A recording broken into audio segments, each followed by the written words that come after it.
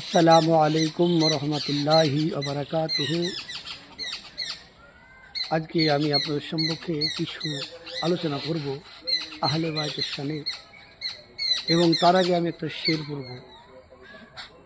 हकीकत छुप नहीं सकती, हकीकत छुप नहीं सकती बनावटों की रसूल में, अरे खुशबू आ नहीं सकती कागज की फूलों में। হক আজকে কিছু আলেম সম্প্রদায়ের মানুষকে লুকাবার চেষ্টা করছে, কিন্তু হক কোনোদিন লুকাতে পেরেছে না পারবে।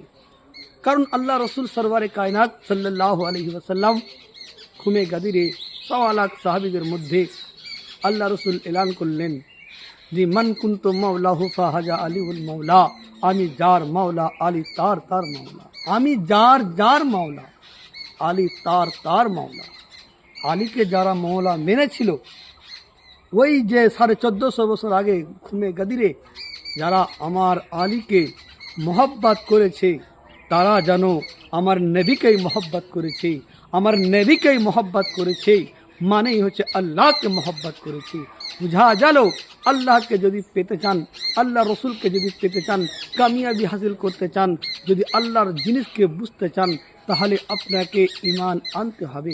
কোরআন বলতে আছে, ইয়া আইয়ুহাল্লাযীনা আমানু তাকুল্লাহা ওয়া কুনু মা'আস সাদিকিন।